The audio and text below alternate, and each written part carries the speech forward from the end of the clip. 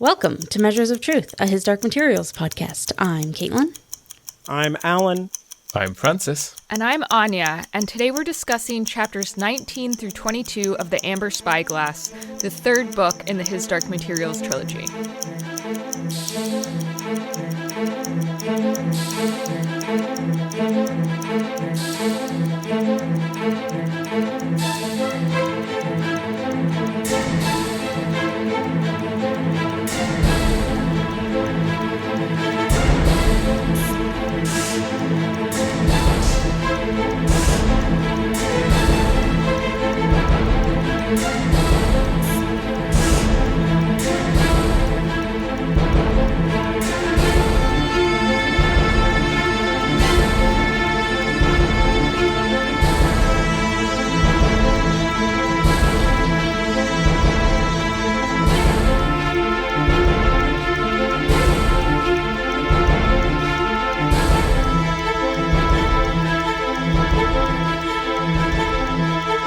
So, Chapter 19, Lyra and Her Death. Lyra, Will, and the Galavespians try to follow the crowd of dead people into their village, but get turned away and redirected to a holding area of living people who have arrived too early and must wait to die. They get invited into a hovel, and Lyra tells the people there a ridiculous and entirely unbelievable story about their history and their quest to get into the land of the dead, because of course the truth is so believable and makes so much sense. I know, I was just thinking that. Yeah, and then my talking polar bear friend. Yeah, exactly. The people there explain that everyone has a death, a quasi-person, almost like a demon, that follows them around their whole lives, unnoticed and unseen. All of the people in the holding area can see and interact with their deaths, who will gently tell them when it is time to go and escort them to the world of the dead. Tialis tells Lyra it's time to stop this nonsense and go to Asriel, when Lyra replies that she is happy to die if she gets to see Roger again. Her death presents itself and says it will guide them all to the world of the dead. In Chapter 20, Climbing, Mary uses her rock climbing expertise to devise a system of ropes and climb into the tree canopy with her Amber Spyglass to investigate the Sraff. She sees that the Sraff are caught in an invisible current pulling them toward the sea, against the prevailing wind. Most of the flowers on the seed pod trees face upward and fail to catch any Sraff since it's moving laterally. Only the occasional flower that's facing away from the sea gets pollinated with the Sraff. She tells the Mulefa that this is why there are fewer seed pods now than there were before, but that she doesn't know how to fix it. Meanwhile, Father Gomez finds the window that Mary climbed through and enters Mulefa world. In Chapter 21, The Harpies, Lyra's death leads the party to the edge of a large body of water, where they debate whether or not to euthanize a wounded toad. Soon after, they are greeted by a creepy dude in a boat who is totally not Sharon, who tells them that he can take them to the world of the dead, but Lyra must leave Pan behind. Not as a rule, but as a matter of physics. Lyra tearfully promises Pan that she will find him as soon as they get out of the world of the dead, while the boat guy voices his skepticism that they'll ever escape. As the boat gets farther and farther away, all of our heroes are filled with the most intense physical and emotional pain they've ever experienced as they are separated from a part of their soul. At last, they make it to their destination, where they are greeted by some harpies. Lyra begins to tell her tall tale once more, and a harpy calls her her liar and brutally attacks her. Will uses a subtle knife to cut through the door and get them into the world of the dead. Chapter 22, The Whisperers. Will tends to Lyra's bleeding scalp wound while Lyra panics about her inability to tell lies. They are surrounded by ghosts who are excited by the sudden appearance of living people. The Lady Salmakia wonders if choosing to leave Pan behind was the choice Lyra was prophesied to make, but Tialis doesn't think so. The ghosts and the Galavespians work together to locate Roger, who is about an hour's walk away, so they set off in his direction. So general feelings, I think, I don't know, some time ago I remember hearing that this bit was like why Philip Pullman wrote this series. Like going to the world of the dead was like his first idea of the series. I don't remember if that's true or where I read it. But it feels like it now that we're here. And so I really enjoyed everything that happens in the world of the dead, because it feels like this is what he wanted to write, so he's doing a really good job about it. Yeah, that sounds right to me. It feels like the heart of the story in a way. This is like the very center of everything when I think of the trilogy, even though it's like, obviously it's in the third book near the middle end, but like, yeah, it's like the core of what everything else has been leading to this. It's interesting though, because on the one hand, I totally get what you're saying. Like, it is what the whole series is leading to, but also there are parts of it that feel very kind of like slapdash, you know? Like, the writing is really good. Pullman feels really invested in it, and I'm also really invested in it. Like, I enjoy it, but if I like step back and kind of look at it from a more analytical position, it does kind of feel like, I don't know, it feels less planned out. The Golden Compass and the Subtle Knife felt like they had more of a structure. This feels just like more of a serial in a way. Right. And it feels like he was trying to get to this moment and just kind of like building as he went to get there, and not thinking about like a traditional 3-act structure as much, which doesn't make it bad. It's just kind of different than the other books. It's different, but it gives me sort of, if anyone played the Prince of Persia games, there's the second game in that series is the Warrior Within, and it suddenly gets real dark, like very emo, but it's quite a nice change from the kind of very bright colors of the first game. And this kind of has the same thing. It's gone, we've had this fantastical world, and now we're just in a sort of pit of misery and hopelessness in a way, but without being like they're never going to get out. It's just like, oh, this isn't a nice place at all. And I like that kind of darkness, that bit of a change there. I think this is, like you were saying, Francis, the most haunting part of the entire trilogy.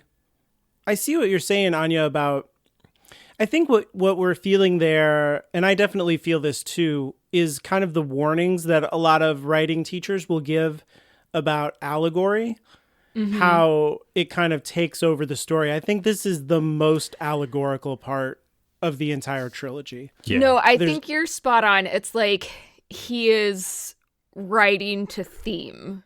Yes, yeah. More Theme than is controlling plot. the plot, yeah, or Yeah. character, or yeah. So it feels, you can really feel it. You feel like, or at least I did when I was reading it, I feel like the most precarious in my interpretation of it, because I feel like he's literally trying to say something, and I can't quite understand. Like, there is definitely something there. It's not just like associations that you can make. He is like, I am saying this, you know? And I really like a lot of the thematic work that he's doing and a lot of the world building. Like, I love the harpies. I love the despair. I love the, like, having to be separated from your demon. I mean, I love the death as like a its own entity. Like, there's something that's just like really creepy and evocative about that. But then at the same time, there ends up being like some kind of scaffolding to support that feels a little unnecessary. Like, I mean, I'm kind of jumping ahead to Caitlin's least favorite part, but the whole like Suburbs of the Dead and the like, Oh yeah, that should have been cut. 100%. meal share, you know, like that's the kind of shit that I'm talking about, where it feels like he was just kind of like thinking of like, okay, they need to have the deaths, so how are they going to find out about the deaths? Well, they'll just like hang out with these people in a hovel for a while, you know? All of that should have been cut. They should have just gone straight to the boat. Yeah, 100%. It was all stupid. Yeah. Like, I mean, it added nothing to the story. It added nothing to it added absolutely nothing, and it was dumb world. Anyway, sorry. I'll rant about that. It almost feels like, I say this as someone who has read half of a Terry Pratchett book ever, but it feels a little bit Terry Pratchett in that, like, so the half of the book that I have read is Good Omens, but it's like a little bit of that kind of like dry British humor, the like bureaucracy of dying. Yeah. Like, he wanted to have the scene of being told, like, oh, you're not dead yet. You have to go somewhere and wait to die, you know? Mm-hmm. But it just, like, that kind of clashes with the rest of it thematically. Mm-hmm. I love the way also that, like, it's just surprises me that no one's tried to do what they do. They just go, okay, well, we're not dead, but can we just go anyway? And nothing seems to stop them. They get on the boat and they're just like, oh. But also the fact that the ferryman knows what will happen to living people who have demons when they go on the boat implies that it has happened before. Mm-hmm. But where are the living people in the land of the dead? Because they say that there isn't any. It doesn't really make sense to me. It's weird. I would assume that eventually they die. Well, and especially Well, because they said, like, the ghosts, when they go through them, they, like, steal a little bit of their life force. Right. And Their I warmth, do think they would have died shortly. Well, okay, spoilers.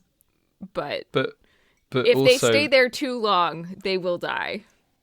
True, but also, like, it still feels like it's completely, everyone's so surprised that they're alive, and yet they're also, like, you know, it obviously has happened before, so why is everyone surprised? There are people who've been there for X amount of time. Like, it just doesn't quite add up, but that doesn't make it bad. And also, like, when they're in with the ghosts, like, that's the ghosts of every single person who's ever died in any world ever. So there's got to be billions and billions and billions. So And just yet- because the people they talk to don't remember anybody living before doesn't mean it hasn't happened. And yet almost everybody that they meet when they first land has had a demon. So I don't know, like, what proportion of worlds have demons, or what proportion of dead people who've ever died are from Lyra's world, but that made me side-eye a little bit. It's like when you ride the ferry to get to Disneyland and they can drop you off, you know, in this land or that land. He was like, oh, you guys have demons? I know the land to take you to. Oh, I It's see. just So there's, like, demon part of several the park. different wooden doors, and they... Yeah. Okay. Not to be a stickler, but that's definitely Disney World, not Disneyland. Oh, you're right. Yes, you're totally right. I've only been to Disney World, so. Yeah. Okay, so favorite part. I just like that it's absolutely hopeless. Like, it feels like purgatory the whole way through. It feels, you know, in a manner, a little bit Kafkaesque. When we were talking about the kind of bureaucracy side of it, it just feels like the most boring. It feels like Swindon. What is Swindon? Swindon is a town in the UK which is just notorious for being mostly IT firms, and kind of like it's actually not a bad place, but like it just has that reputation for being so dull. It's deliberately encoded to be super bland and kind of bleh, and I sort of like that. I thought that gave it that grey overcast feel without really ever describing that it felt grey and overcast just directly. I quite like that. My favorite is when the harpy attacks Lyra and yells, liar, liar, liar. But in Lyra's head, it kind of just becomes Lyra. And then they become interchangeable. That's a scene that really just stuck with me since the first time I read the book. And I would just like think about it sometimes.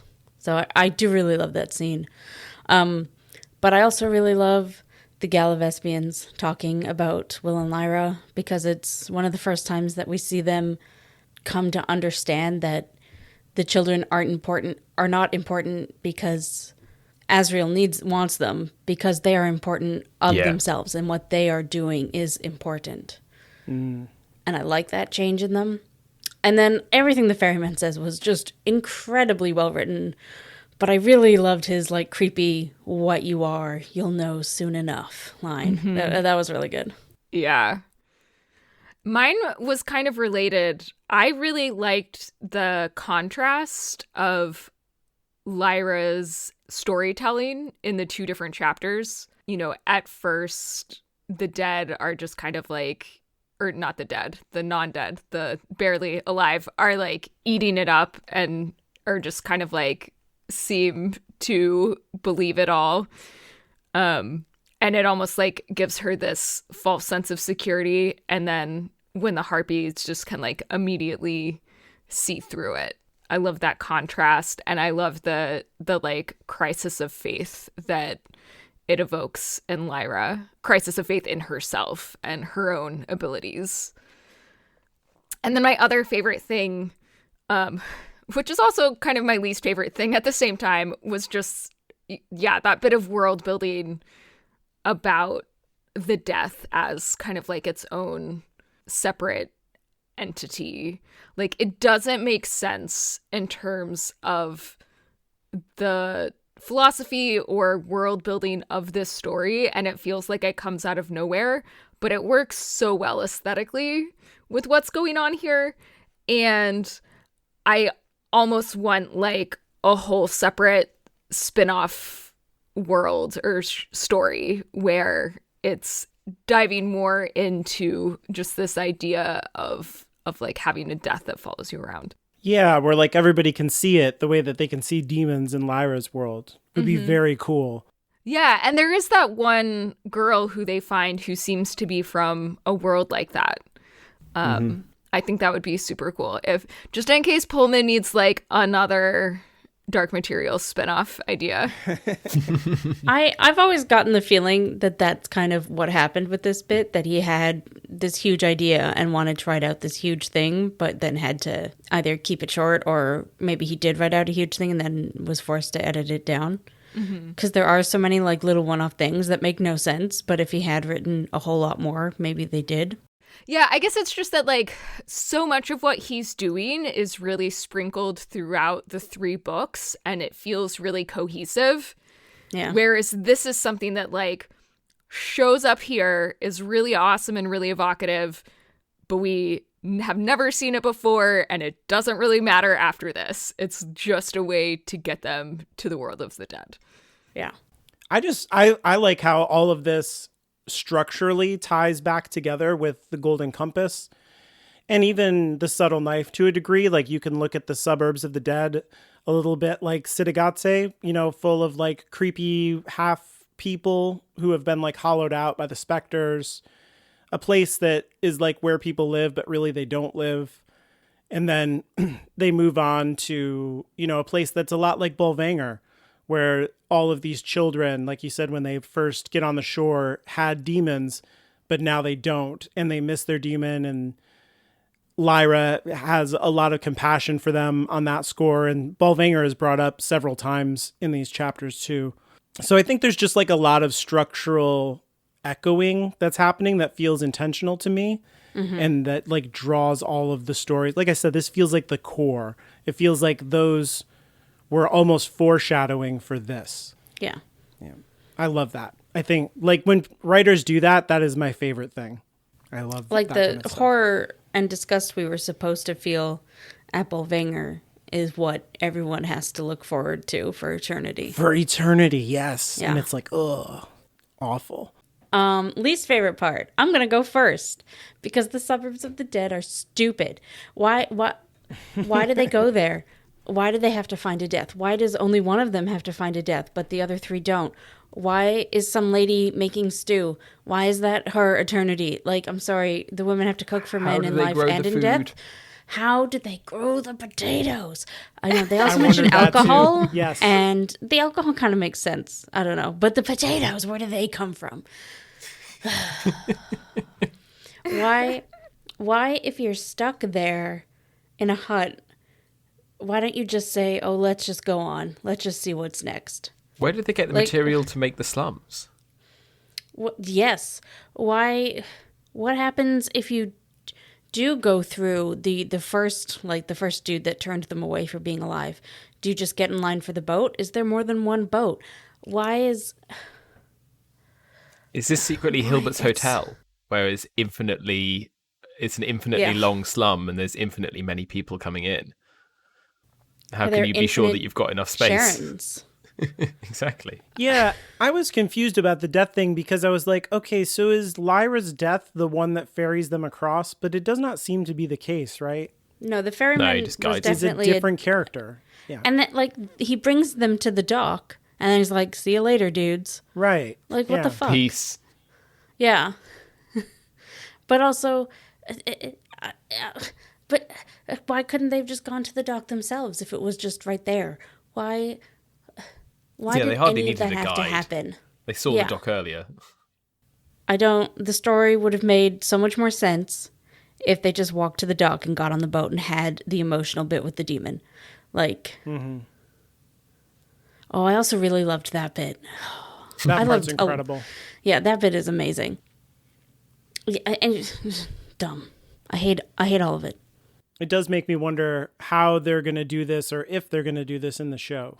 God, I hope They they just kind of skip have it. to, though. I think they will do it. No, just go straight to the dock.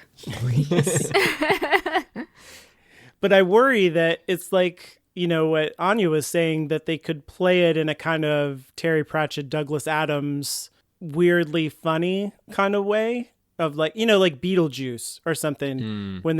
If you've seen that movie, like when you die, it's like being at the DMV and like, here's your number and you have to sit there. And then there's like now serving 2 and your number is 1 billion. And you're like, oh shit, Jesus Christ.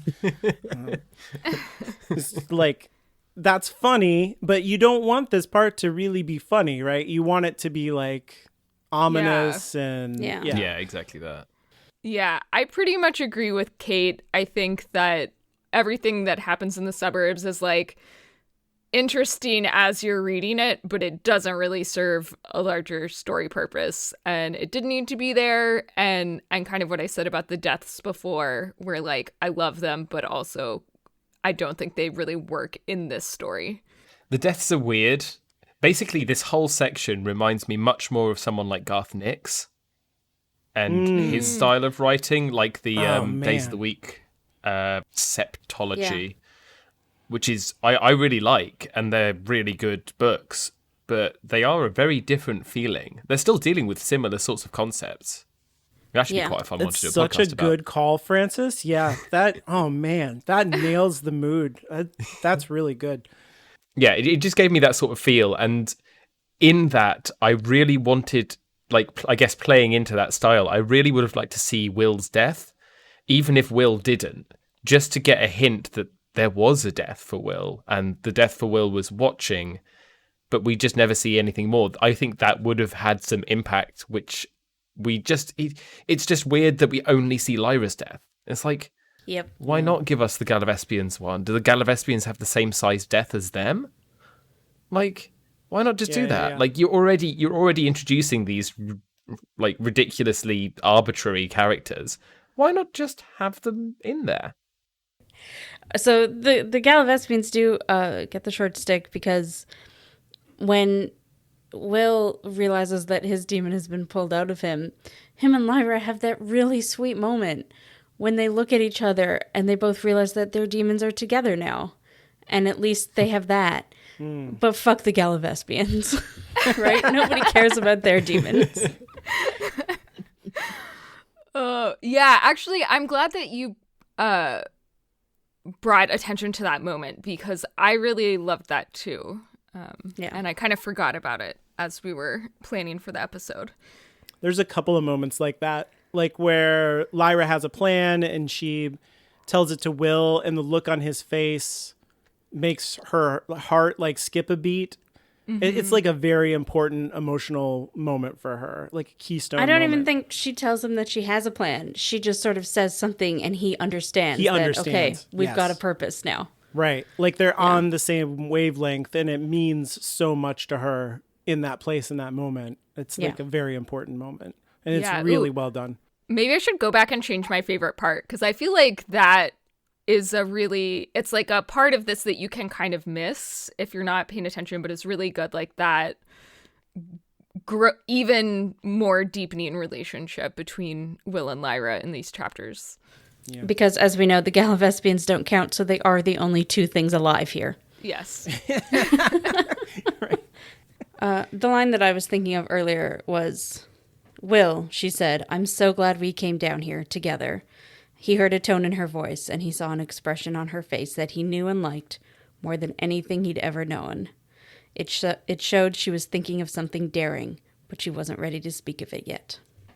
Yeah. My least favorite thing was also kind of, Francis was talking about Prince of Persia earlier. Mine was kind of inspired by video games too, like the Mass Effect series, where you would like walk around and depending who you have in your party, you'd get like different things would come up, for different people. And they would have commentary on it and stuff. That's part of the fun of replaying those games is, absolutely working with that. Yeah. And so I was wondering when we were reading through this, I was like, wait a minute, they're in the land of the dead. Like, shouldn't Balthamus have something to say about like any of this? What's the angels' view on this? Are the angels in the world of the dead? Do they just discorporate and that's it? Like they're only made of the dusty stuff and there's no spirit? Or how does it, like, where is he? He's gone. He's just not a part of the story now. And he's slowly been falling out of the narrative where he was a very important companion to Will in the beginning of the book. And you just almost don't notice him go away. And I know he's not done. I know that he comes back later in the book, but I just wish that there had been some moment between him and Will that was either like a falling out, that there was a little bit more drama to it, or that it mattered to Will more, or that he thought about it. He's just gone. And so I didn't like that. I would have wanted the angel perspective on all of this stuff, the world building in this part. And I just wonder what he would have thought about it all. I do have a feeling that he wouldn't have been able to go with them. That would have been interesting and would have been like a way to not have him here, Yeah. Yeah. I had one singular problematic, which isn't a huge one, but it sort of left a bit of a bad taste in my mouth, which was just that the Malefa are obviously conscious beings with culture, with creation, with innovation. And they're portrayed sort of like a first contact peoples, i.e. they are portrayed as very much living their traditional lifestyle, not really trying to innovate, not really wondering why they can't. It just, there was this tiny little colonialist hint there. And it was just a tiny thing, but it just made me go, well, why though? I feel like in previous chapters, at least, Pullman has gone out of his way, actually, to make them seem like innovative and they like have a lot of their own technology. Exactly. So why don't they here? Why all of a sudden it just feels a little weird. Maybe it's just me. I see. You're saying that that's like a change from the way that he's been characterized before. It almost feels like an earlier draft. Interesting. And it's really too bad because there's a lot in the Marion Mulifa chapter where you can see if he'd just written it a little differently, you can see how it would have been required for like someone like us and someone like them to have come together and worked together to solve this problem. And like you needed things from them and you needed things from us. You know what I mean? Yeah, absolutely. But it became more like they were just giving Mary whatever she needed instead of focusing on them working together. Sorry. I see, yeah. Like they're her helpers, yeah. Yeah. And also, are the Malefa a purely one culture species? It might also be that there are Mulefa on different continents or something like that, but they just don't know them. Maybe. I do get it, but it just, yeah. Anyway, that was all I had on that. It's kind of like what we talked about problematics last time of the white saviorism structure that's happening here. I will say from last time, because I don't think it's in this bit, I think it's in the last bit, where something that I appreciate about it is how when they tell her the story about the serpent going through the wheel and all that stuff, they're like, oh, no, that's a metaphor. Like, that's not real. And that is something that when it comes to colonialism is usually not given to quote unquote primitive people, that like, oh, primitive people believe literally whatever their religious thing is, and they're like completely credulous, right? They have no sense of irony or metaphor when it's like the exact opposite, actually. Like most native or indigenous cultures had a very sophisticated mixing of like a story consciousness with like a real consciousness. And it's Europeans who are very much stuck in a binary. Like we're very worried as European and post-European cultures as like, what is real? We must figure it out. What is a story? That is obviously fake. We must renounce it or else. And it's like other people are like, nah, it's okay. You can mix it. You can tell the difference. Stop being so anxious about that. The other thing just to point out there is that that sort of approach comes from people forgetting that every religion and belief system, by definition, has started in exactly the same way. It is an indigenous belief system drawing on the history before it and influencing the history after it. But fundamentally, it is just another belief system. None of the big organized religions came from just sprung up fully formed as a horribly oppressive regime. They weren't, it's maybe Scientology aside, but like I'm gonna get people turning up at my house now.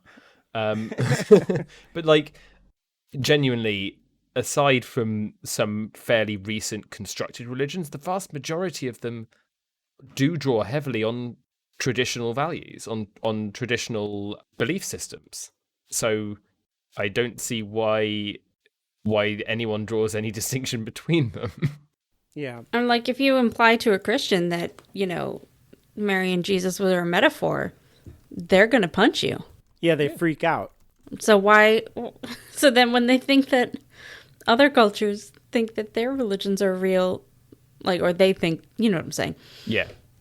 Then they look down on them, and I'm like, you're the exact same. Yeah, everything's the same. All right, science. I liked we have this bit here with Mary where we're talking about dark matter or sraf, I guess, pollinating the flowers because of the orientation of their motion and stuff like that, vis-a-vis the orientation of the flowers. And this is like clearly kind of a metaphor or something for climate change affecting everyone and the future of civilization. Like the Mulefa cannot live as they live and who they are. They will cease to exist as intelligent creatures because of the disturbance of the motion of dust. While the scientific idea of dark matter pollinating trees is very bizarre to me, like that doesn't make any sense. Yeah, it makes no sense. No sense, yeah. At all. I would be interested to, like, it's too bad that he made it, because I feel like the seed pods would happen anyways. They just wouldn't have the same effect. Consciousness stuff in it. Yeah. Right, I see. They wouldn't be... no, the oil wouldn't... But Philip Pullman didn't write it that way. He definitely still wrote it that, like, they do not get a seed pod unless the seed pods get dust. So I'm just saying, like, it would have been more interesting if they had, like, some dead pods or something like that didn't do what the other pods do. That would have made more sense to me. Yeah. Or if they were, like, smaller and softer or something. Yeah, something like that. Yeah, or they're using them, but it's not like they're more animalistic versions of Mulefa who are not coming into consciousness, right? Because they're not having the interaction with dust because that tree was not dustified, but it was still, you know what I mean? Like that would be interesting if there was some kind of bifurcation in their society, but there's nothing like that. I mean, this idea is weird, but it's clearly like a metaphor for climate change, I think. Yeah, like I still get what he's saying. It just doesn't really make sense with the way that I understand trees to work. Right. I do also feel like the whole talking I don't know if this was intentional because I'm not sure how much in the general consciousness this was. There is also the shutdown of the Gulf Stream theories with some good evidence behind them that the Gulf Stream essentially might stop happening and then that completely screws the rest of the climate. And I don't know if this was a direct reference to that or whether this was just conveniently very similar. Another thing I did want to talk about was that the Malefa, again, it surprised me considering that they have good weaving techniques, considering that they have fairly advanced abilities to create ropes and fabric. Why didn't they try climbing trees? Like, I get that it makes less sense for a heavy land mammal to, well, assuming mammal, to not climb trees, but also they know how pulleys work. Especially if they're diamond shaped, though. Like, how do you even grip the tree? I don't know. Well, like, you don't need to if you've got pulleys, because you can just do what, like, it's not that much of a jump once you've invented the snatch block to know that you can do some very clever things with how pulleys work. So are we saying they don't have maths? But if they don't have maths, then I don't know. It just, again, something about it feels weird. It feels like something they arbitrarily didn't try, which Mary arbitrarily can do, and thus she's important. Like, they did put together a very epic tree house in a very short amount of time. So why didn't they do that fucking before? Right. Yeah, no, that's what I'm saying. Yeah. They're like, But we also, never like, thought of this. Yeah. they must do something similar to that, because previous to Mary, their houses still had roofs. Yeah. I just feel like they must have had something to get up there, to repair a roof, you know, something like that. Right. It's weird. Yeah. And then there should be like some kind of adventurous type group of Mulefa exactly. who are like swinging the mountain from tree to climbers. tree. So, Yeah, who are absolutely. like, oh, I dig this. And if it was like addressed to like, oh yes, long ago we did, there was a society that did try to like live in the trees, but it was very bad for the trees, and now we know better. Like, it was a boundary crossed. That would be interesting. That would like tell us something about like the intentionality of their society and how they use technology in like a purposeful way to cultivate the trees and live in harmony, as opposed to like we had technology, but we renounced it. Like, that would be interesting, but we don't get anything like that. The feeling is that they have always lived this way forever and ever. Yeah. And like, we can assume maybe it's just this community and their surrounding communities. Like, we don't know what's happening on other continents. Yep. In the science section, I just wanted to mention that we keep coming across the theme of entanglement that was introduced earlier as a scientific idea with the lodestone resonators. That what I appreciate Pullman doing is not just introducing a gadget that uses science, but like incorporating science as a theme in the story. And so, like, I think it was in the previous part where it talks about like some photons that get entangled between Lyra and Will in a kind of playful bit of prose, just bringing that idea of entanglement back up between those two characters. And what you read out earlier, Caitlin, about Will being able to tell what Lyra meant, like there's things left unsaid, but they understand each other. Mm-hmm. There's a clear emotional and mental entanglement between Lyra and Will. And then, of course, we have the big scene of everybody's demon or whatever part of their soul is being separated from them at the shores of the ferrymen. And so a part of you is entangled with yourself, and that gets separated, and it's physically and emotionally painful and mentally painful. So like entanglement is just a theme in the story. And I think that's really good in terms of how this kind of science fantasy stuff gets written sometimes, where it'll be like a one-off, like, oh, they're clearly like talking about DNA or something like that. And it's like neat, but not really a part of the fabric of the story. Pullman isn't doing that. Like, this is more integrated and sophisticated. And I think it says something about like what science, where it holds a place in the world, like as a symbol. Like science in the fabric of the story is like a good thing, right? Like it's deeply woven into the story, is what I'm trying to say. Yeah. That's an interesting point, because, or it's good to bring up here, because obviously other things get separated later. And it's the same type of thing. Yeah. It's interesting. This kind of makes me think more about how Pullman described the demons separating. I mean, we kind of touched on it a little bit before, but we didn't talk about it in detail. He does describe it like there's a lot of like shame involved, and the person feels like they are betraying someone who they love, which is like a really interesting and specific type of emotional pain. It's not just about being wounded, right? It's about hurting someone else and that being the wound. I mean, like, I love what Pullman did, but based on this concept of entanglement, I almost wish that he had Lyra try to reach out to Pan more in like the way that she used to, and like focusing not just on like the shame and the betrayal, but also, yeah, or like having something ripped out of your heart, but like an emptiness or like a void in a way. Lack of entanglement more. There definitely does seem to be, when they're in the world of the dead, some kind of veil drawn between her and Pan, where they even try to use the lodestone resonator and it doesn't work. Mm-hmm. Where they seem to be cut off in a really fundamental way. I just wish we saw Lyra try more. Yeah, I agree. To reach out to Pan, I guess, is what I'm kind of missing. Yeah, I would love for Lyra to try to reach out and not be able to, and really feel that failure. Ugh, just you saying it, like, that hurts. Yeah. Like, no.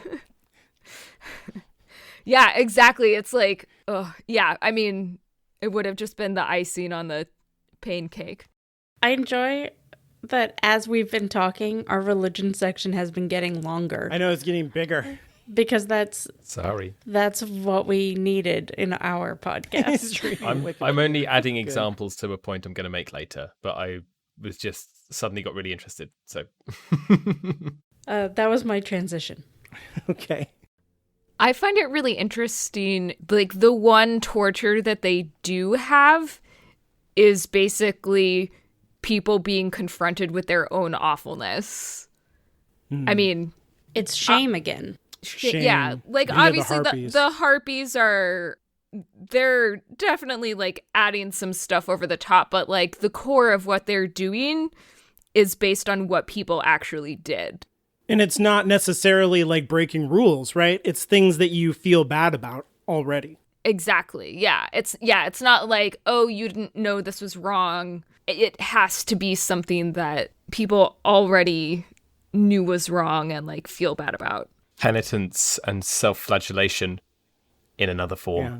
There's speaking of the boatman, I found this quite interesting because it pops up in quite a few different mythologies. So in general, a spiritual being that guides the souls of the dead to where they are judged or to the afterlife, depending, are known as psychopomps, which is from Greek. And the classic one is Charon, which I pronounced earlier erroneously Sharon, because I forgot my Greek. Don't you perform chi-squared tests all the time? Shouldn't you know the... Yes, I should, yes. But, shh. Okay. Feel shame. Yeah, exactly. How is shame spelt there? But yeah, there's also a bunch of other traditions from a similar area a lot of the time, but with boatmen who are psychopomps. So you have Urshanabi in kind of ancient Mesopotamian, have Hamar Tabal. Again, my pronunciation on these might also be horrendous, but hey. So he is the same as the above, but the later Assyrian version of that older Urshanabi character. Also, you have ferrymen acting as psychopomps in literature and in fable. So not necessarily in directly religion, but you have some boatmen in the Nart sagas, which are from the Norse Caucasus, and you have the ferryman in the Brothers Grimm's The Devil with the Three Golden Hairs. And also, going back to our old friend Dante's Inferno, you have Phlegyas, who does take people over the Styx in a ferry, even though he is actually a king, which is interesting. But yeah, it's fascinating to see all of these psychopomps. Finally, I just wanted to quickly touch on the idea of river crossings as a liminal space. This is very, very quick point, but it's interesting for all of these stories and for other stories which aren't necessarily about death, but are about change.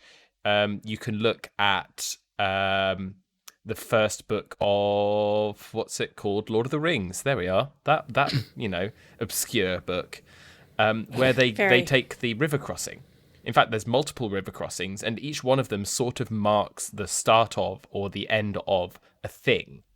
So the initial ferry crossing they make, they're basically leaving the Shire. Mm-hmm. And there's another one later where Frodo is split off from the rest of the cast for a bit, as I can't remember who takes him in the end.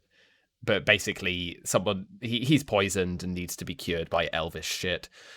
But yeah, Glorfindel is the... Yes, that's the one. But yeah, the river crossings come up time and time again throughout literature, throughout mythology, as this point where something changes. So at the river crossing, you're at a changing point or in a liminal space where you're going somewhere, something's happening, but you're not really ever sticking at the river crossing. And the other thing I find interesting there is it gives a certain character to the people who are staying at the river crossing. They are fairly well always guides. They are fairly well always more haunting creatures because they exist in a space that is fairly well, by definition, liminal. And so they are almost a part of the environment rather than a character in a lot of ways, but they're a part of the environment that can talk often. So it's just a very interesting thing to look out for as you read different books. Whenever you see a river crossing, consider, is this a gate? Does this act as a gateway between X and Y? How is this acting in this book? Because it's fascinating once you start noticing it. Yeah, you see that a lot in the Bible too, right? Where famously there's the parting of the Red Sea, mm-hmm. Where the Israelites pass from Egypt and start their journey towards the Promised Land, towards finding out, what God has planned for them at Mount Sinai. The same thing happens after Moses dies and they do enter the Promised Land. They cross the Jordan River, but that river is parted in the same way that happens with the Red Sea.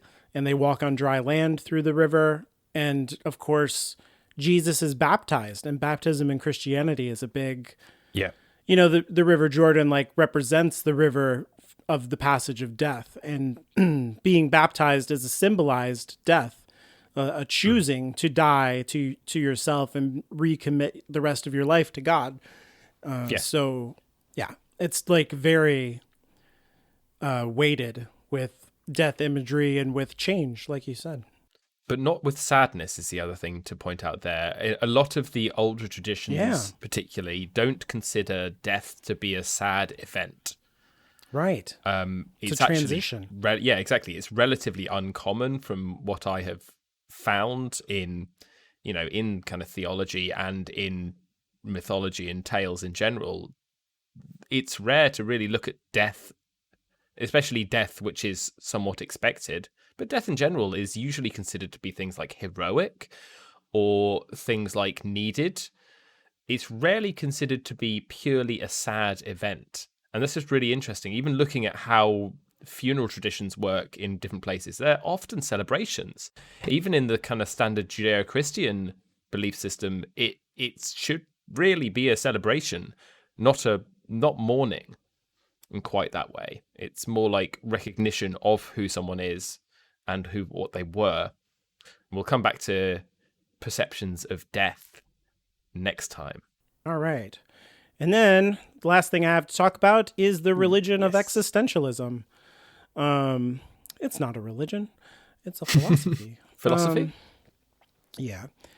So we've been talking about existentialism starting with Nietzsche. An important thing to know about existentialism is that it's all about not having rules. So it's kind of difficult to talk about as a system. I'm going to mention like various thinkers here, and I'm going to be pretty messy with what they believe. So if you know your existentialism, you'd be like, I guess what you're saying is mostly right. But like, I get it that I'm wrong in the details. So existentialism is not very popular in philosophy because of this exact thing of it not having a system. And so it's really hard to write papers that say this system is wrong and let me show you how smart I am by dismantling it because it's kind of like an amorphous thing that when you try to poke it, you can't really get your hands on it. And so it was a movement that happened after World War II. And I think that it has largely become like common sense in our culture. The idea of your life is your own and you should live it as you want to is like, of course, like, haven't people always lived that way? Isn't that just normal? And like, no, that's not normal. And it's something that very much came out of a post-World War II French survivors of Nazi occupation group of highfalutin philosophers who, had to live through that shit. It's interesting that you say existentialism is not popular, because I feel like maybe not amongst philosophers or what have you, but if you're not if you don't define yourself as a philosopher, I think it's very popular. Yeah. Amongst like regular people, I think it's just hard it's hard to talk about it, and I'm like avoiding doing that. It's kind of what we talked about with Nietzsche, where you realize that society has all these pre-set up things that say who you are and how you fit in and what life is all about, and maybe even what happens after you die. And then Nietzsche says you wake up to the fact that that's all a story, and then what are you going to do now that you know that? The existentialists after World War II take it a step further because they're very worried about the moral and ethical implications of telling a bunch of people you can do whatever you feel like you should do. Like, that is your liberty to do that and your responsibility to do that after you literally lived through Nazi occupation. Like, let's closely examine what that's about, right? Where Hitler is like, I think I should take over the world. And, Nietzsche was used as a justification for that. The existentialists are responding to that. And instead of rejecting it and going into a kind of Kantian deontological, like, we need structures and rules, which is what most of Europe did. We need to like lock down morality real hard. And you get 1950s America comes out of that, right?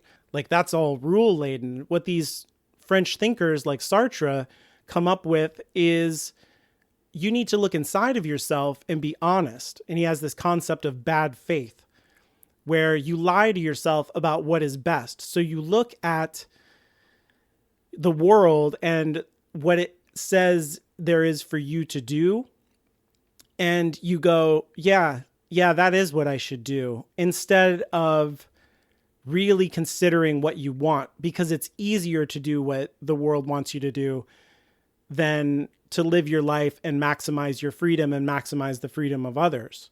And it's a lot like, we haven't really talked about this, but for the past few chapters, Lyra has been telling herself that it should be her job to lie on Will's behalf, to kind of like almost morally shield him in a way from having to tell lies to their companions, because she's really good at it.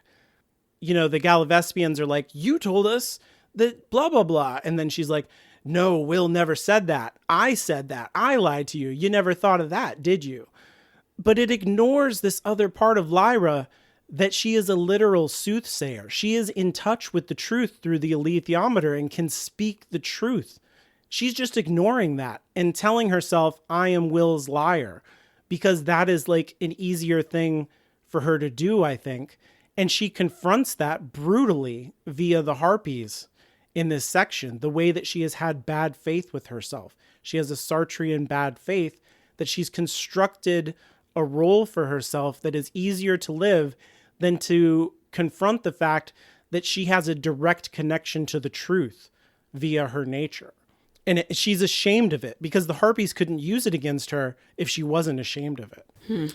Ooh, that's a good point. I didn't think about that. Yeah. So I think that's very on purpose. It very well illustrates Sartre's notions of bad faith. It's also just a very growing up section. Totally. How, because in the first book, she definitely just loved telling people's stories. Mm-hmm. There's a specific instance I'm going to use when we do the next chapter that we saw in the first book. And interesting to see her come to a place where she is ashamed of it. Yeah, and I think the reason that is so interesting to have Lyra be a liar and a truth teller is kind of what Francis was talking about, the liminality of Lyra as a character, that she crosses over, she borders both of these, she crosses the border between them. If you think about Philip Pullman as a writer and as a storyteller, we know that all of this is fiction, but we're also pulling a lot of truth out of it, right? Ostensibly, this whole thing is a big lie.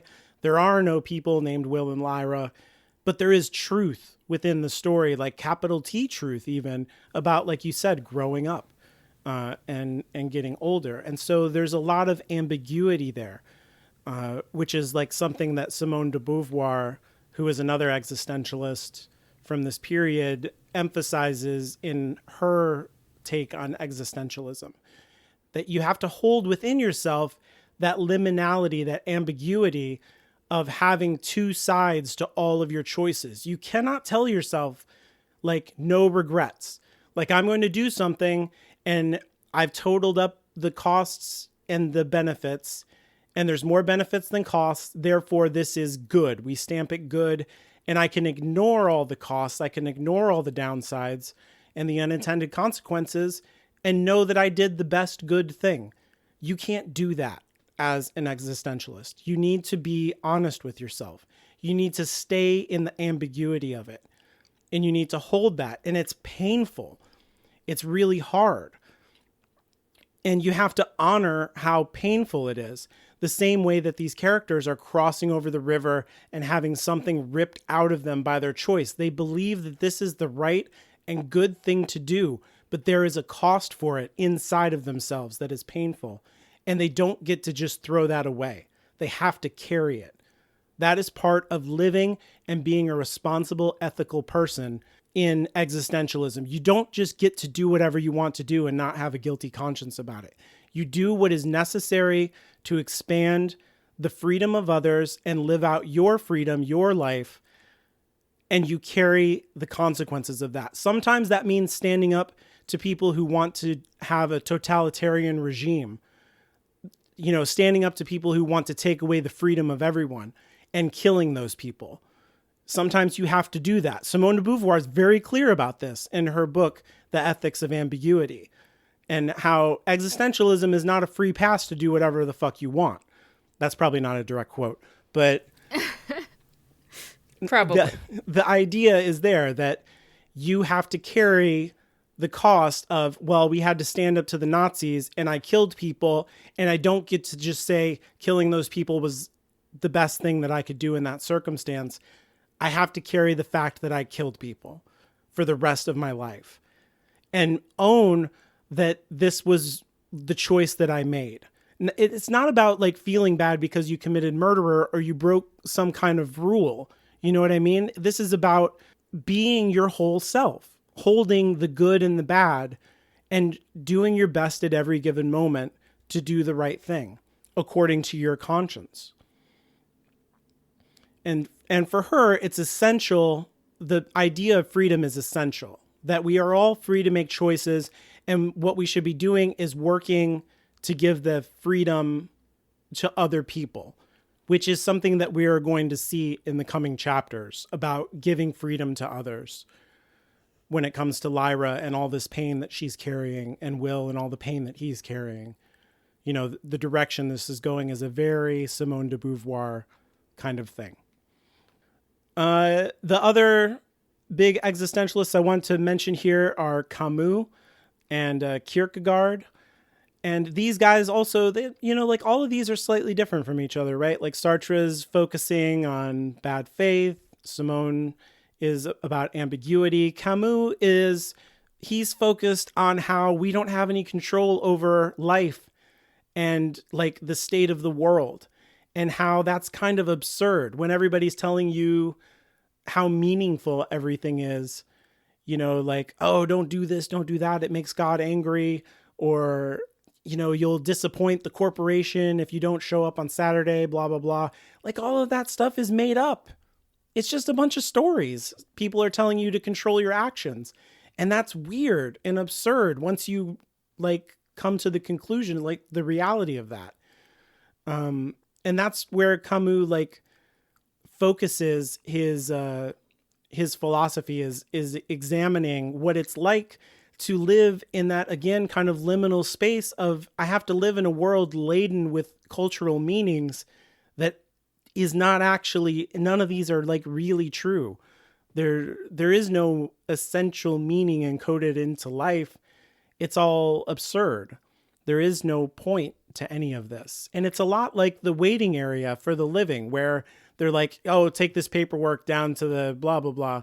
And then you look at the paperwork and it's just random words torn out from a notebook. It's not official papers. There's no administration. There's no bureaucracy. Like, it's all made up. It's all a bunch of bullshit.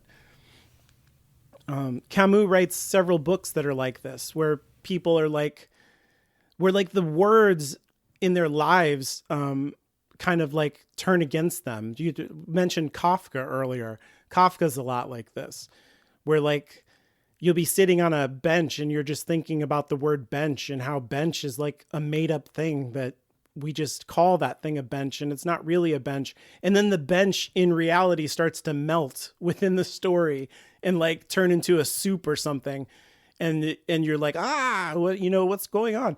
And so that's just like making literal the absurdity of all of our socially constructed reality, right?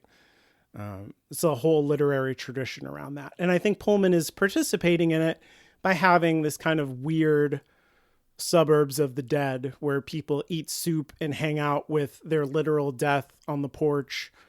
And it's a very weird, disincorporated place that doesn't make any sense and makes you question everything about the ontology of the story, like what is real in the story.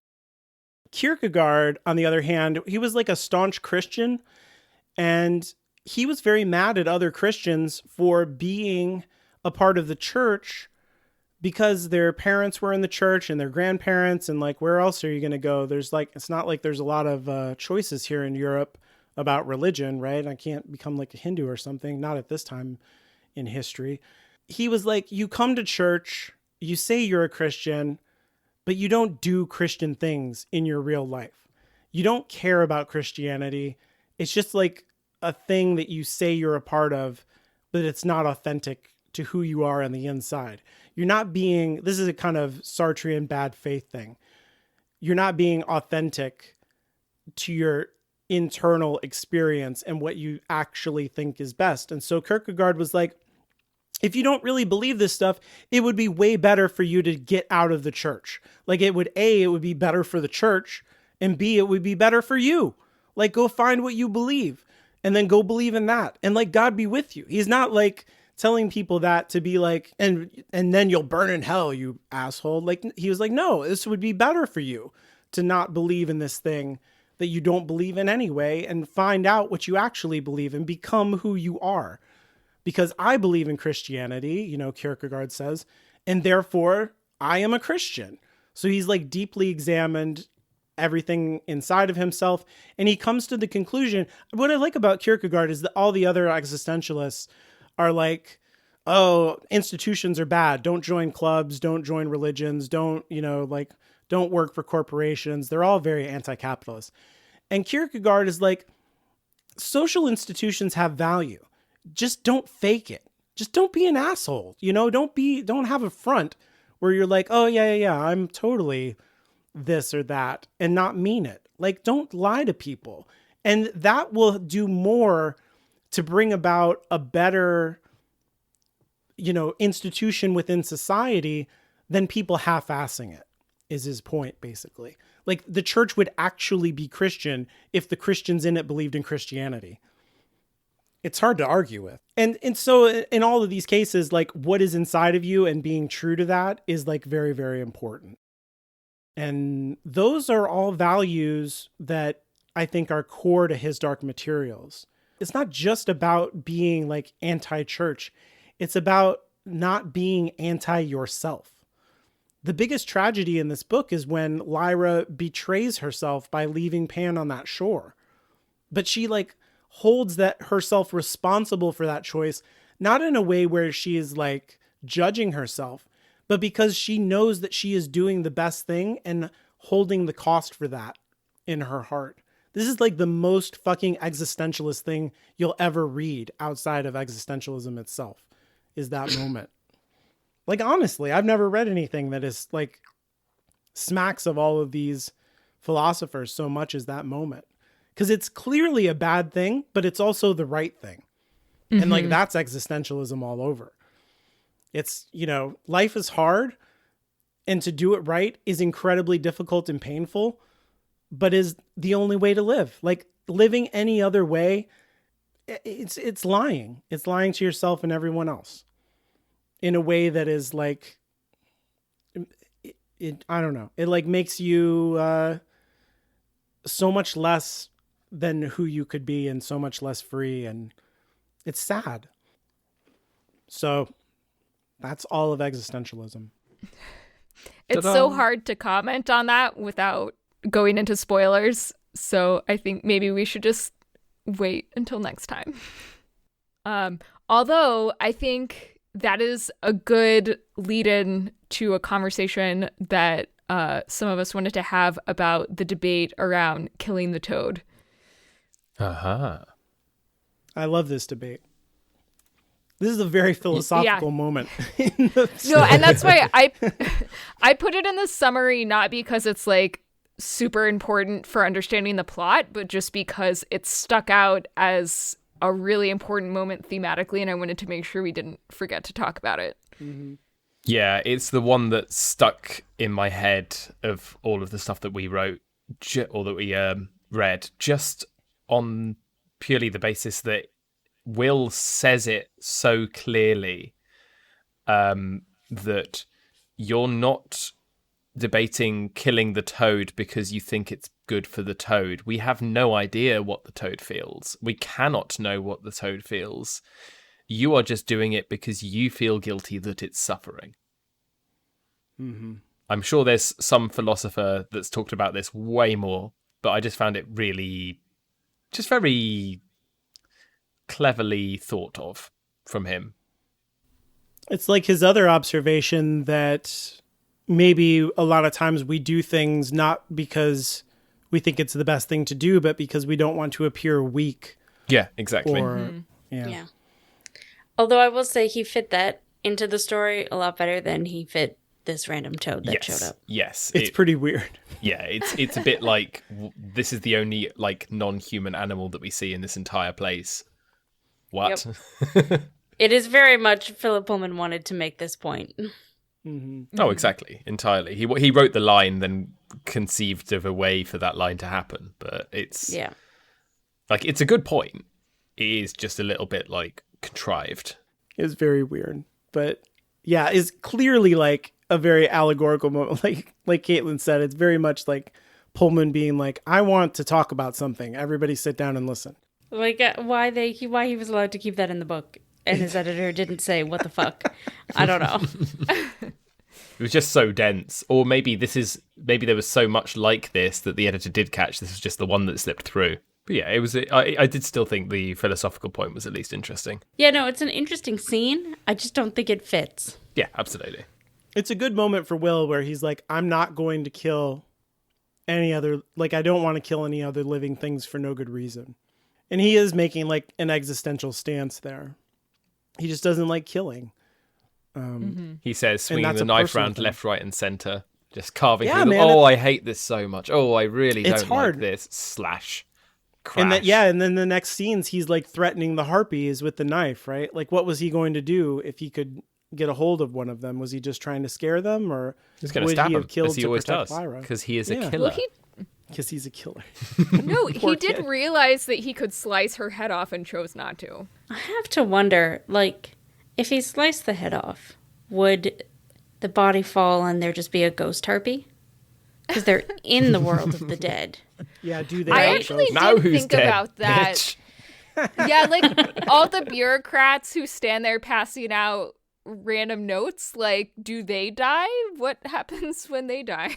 Yeah, I assume they're just other living people who got there accidentally. Oh, I assumed they were dead people who didn't get on the boat. Oh, really? I actually assumed they were angels, but not angels, but something equivalent. Like they're Right. made to do that. Again, very Nixian. Yeah, but I can also see, like, I like that. Or, like, I assume that there are dead people who don't want to get on the boat, like, don't want to know what happens on the other side.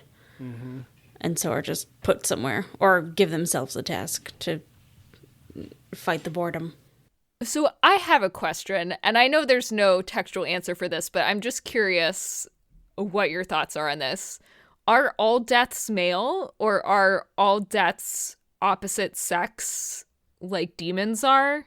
Because we only see 2 deaths, really, like, in detail. The old woman's and Lyra's, and they both seem male. Seem is not is. Yeah. But we really only hear about male ones, because Lyra talks about, like, the ones that were outside.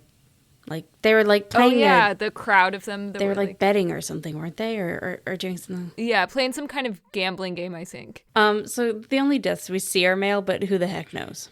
Yeah, basically that. That's what I thought. Just related to death, what I find interesting about what Pullman is doing here, especially with like Western society, is very death phobic, modern Western society anyway. Yeah. Death is like very kind. And especially like the ferrymen, those are some of the most moving parts I thought of this whole thing, where he talks about having a baby crying in his lap, or, the rich people versus the poor people and things like that. And death is not like this scary, lord it over you kind of, like we met earlier when, why can't I think of his name? The Transformer, Metatron, who, he comes down from the big cloud and he's like screaming to the authority, like, "I've found them, my lord, and I will smite them." And like, and Balthamus is like very scared of him. That is kind of what you might expect death to be like, this big, scary, like, oh no. And it's very kind and very soft-spoken, and just, that's interesting choice, I think, and an important choice, where he's saying that death is like this natural thing. It's not something to be feared.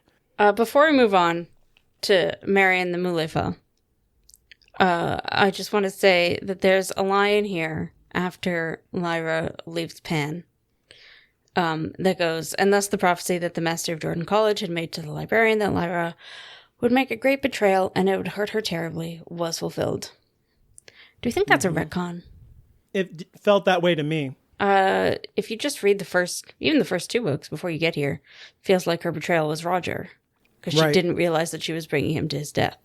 Right. Yeah, that's definitely how I interpreted it before.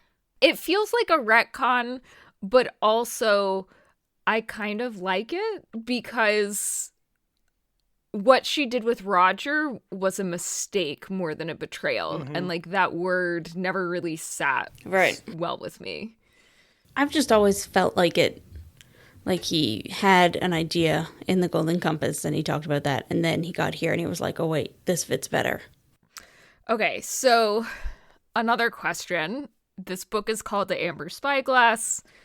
In chapter 20, we finally get the phrase, the Amber Spyglass, referring to the device that the Mulefa help her make to like hold the amber plates that she made together. Does this work for you? Do you think this is also a retcon or of some kind, or like he basically, I don't know. I get the feeling that Philip Pullman wrote The Golden Compass, wrote The Subtle Knife, and then was like, shit, for this third book, I also need an object with an adjective. You are coming at this from a very American viewpoint. Oh, that's right, because the first one does say Northern Lights. It is called Northern Lights in England, where it was published first. Okay. Yep. Well then, I guess never mind. I wasn't going to say that one. I was going to wait for it all to play out and then at the end be like, excuse me? I think we're being a little bit Americo-centric right now. I like that you decided Says the to Brit be... who just celebrated Thanksgiving. It was great. Well, it tasted good. Yeah. I absolutely do think that he was like, well, sure, we'll just call it that. Like, I do think maybe he just couldn't come up with a title, so he was like, this kind of fits with the American naming system, so let's do it. I don't think he invented a plot device for it to have a title. I think it was more I can't come up with anything else, so sure. I do think that the Amber Spyglass itself and how it fits in with the Sraff/Dust feels like a very integral part of the story. Like, that part doesn't feel super gimmicky. Yeah. It's more just like, I guess the Amber Spyglass, while being very integral to the story, is a much smaller part of this book than the other two objects are relative to their books, I guess. So it feels like a little bit disproportionate, I guess, in a way. Another thing that I wanted to point out from like a storycraft perspective about this chapter was that I really like the way that Pullman tells the reader about Mary's discovery about the Sraff, not when Mary figures it out and makes the discovery, but when she tells the Mulefa. I guess there's like two different ways that you can pull this off in order to not just like info dump the same exposition twice. You can spell it all out the first time, and then the second time just be like, and Mary told them what happened. Right. And Philip Pullman does do that sometimes. Mm-hmm. But I think it was really effective here this time that he kind of did the opposite, where at the first time he's like, and then she made a discovery, and then waits to tell the reader what the discovery is until Mary's sharing it with the Mulefa, because I think it is pretty effective at kind of like building up the suspense and having the discovery kind of like land with impact at the end of the chapter. Yeah.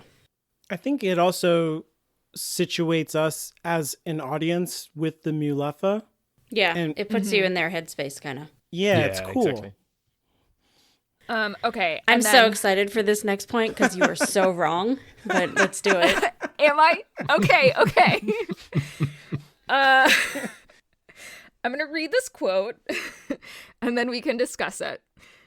So this is talking about Mary being up in the canopy. There was a light breeze which lifted a faint scent out of the flowers and rustled the stiff leaves, and Mary imagined a huge, dim benevolence holding her up like a pair of giant hands. As she lay in the fork of the great branches, she felt a kind of bliss she had only felt once before, and that was not when she made her vows as a nun. So what I really enjoy about this, especially based on previous, I'm going to say much more private conversations we've had, you equate the bliss of just the wind and the trees and just feeling nice to an orgasm. Like, okay, this sounds more like meditation to me is all I'm saying. I actually agree with Anya a bit, but I will come on to why. Interesting. I feel like there is a clear, like, wink at the audience when it's like, and it wasn't when she made her vows as a nun. Yes. Like, you know, like, I don't know. It's very much, I feel like it's like the opposite of a chaste nun. Yes. And like the word bliss is like very often associated with orgasmic satisfaction, which is like, I'm totally fine with the comparison. I'm just really sad that I feel like this is implying that Mary has only orgasmed once, and also, like, what the fuck? Yeah, Like, I disagreed with you when you said that, but now that you read it and said that only once before, like from the text, like that's pretty inarguable.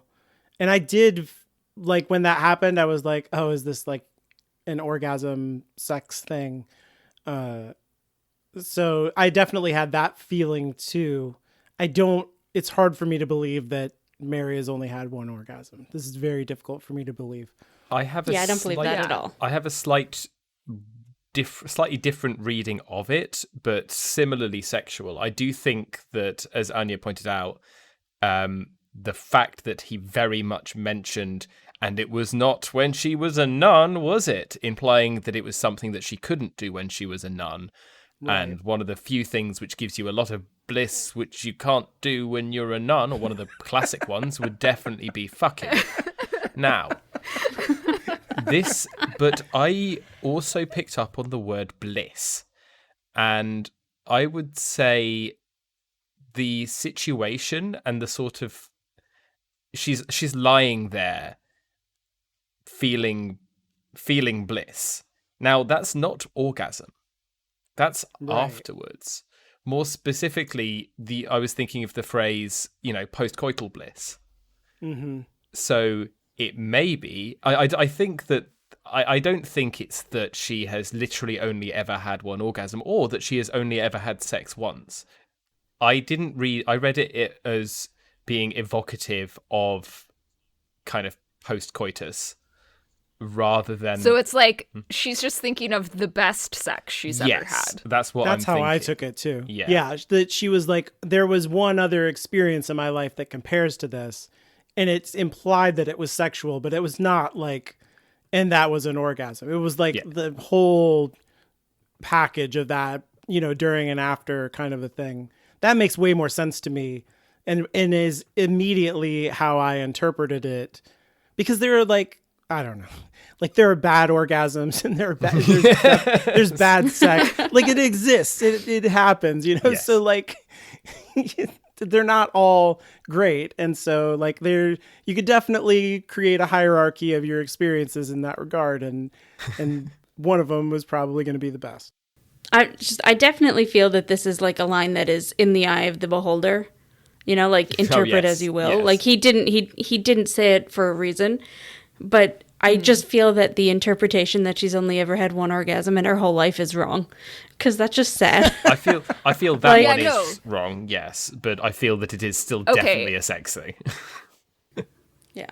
It did make me sad, and I want it to be wrong, and I'm glad that you have more or less convinced me that it's wrong. But I don't know. To me, I feel like the scale of, like, sexual experiences and bliss is more of a continuous spectrum, whereas, like, this is written as, like, a discrete category. Maybe she, like, only had sex on MDMA once. It definitely implies that it's one of the most blissful feelings she's had. I think anything aside from that is us adding our own interpretation. On a completely different note, and just to end on something that makes no sense, or just that I think maybe we should already think doing about. That. Well, yes, but like, if Mary had a Swiss Army knife and she created bow and arrows, like, fuck you. No, she didn't. It's a lot of work with a Swiss Army knife, but you could. It would take. But like, she just has the knowledge of how to do it. I mean, like, it's not actually that easy to make. I don't know if you've ever tried to make a bow and arrow, but it's not all that really easy to hard. make. It takes a while. Exactly. And arrows are hard to make because they've got to be straight and fly straight. Well, actually, they don't fly straight. They fly by bending, but it's weird. It's why you can technically shoot around something that's in your path. But yes, basically, you need the right wood, and you need to have a lot of skill. That's why Fletcher's was a whole fucking job. They didn't just fletch. That bit made me so angry. Like, why wouldn't you Stop trying to make fletch happen. Why wouldn't you just make a heavy ball that you can throw up into the trees? Exactly. That's a really good point. I hadn't thought about this at all, but it is world-breakingly wrong. that she That could this do this. physicist knows Yeah. how to make a bow and arrow. I mean, Yeah. I'm sure I Anyways. could improvise one, but with a Swiss Army knife, it would take a fucking long time. No way. And it man. wouldn't work very well, likely. No, it would be. They're hard to make. Turns out. It is much less plausible than her being an experienced rock climber. Yeah. Yes. Maybe she was part of a, you know how like nuns and monks, they're like, we make this whiskey or something. Maybe they made bows and arrows. We don't know her backstory. She was still a physicist when she was a nun. We do know. She was still a physicist when she was a nun. Physics a is not scientist bushcraft. Maybe, but maybe their order made vintage, bespoke, hardwood longbows. Her very liberal order, where she didn't even wear a habit, was definitely wood carving. Yeah. Yeah, 100%. Anyways, next time. Oh, that's not me. Okay, well, that's it for this episode. Join us next time where we will be talking about chapters 23 through 25. You'll notice that's slightly shorter. We're only doing 3 chapters next time because one of them has a lot to unpack. If you like our show, please take some time and leave us a rating and a review on Apple Podcasts. I'm Anya, and you can follow me on Twitter at StrangelyLiteral. That's strangely, then Literl. I'm Caitlin, and you can follow me on Twitter at InferiorCaitlin. I'm Francis, and you can follow me on Twitter at Francis Windrum. Follow the show on Twitter at MOTPod. If you need more than 280 characters to speak your mind, send your emails to contact@hollowedgroundmedia.com. And definitely don't remember that the Galavespians are also people who are present in the story and matter as characters.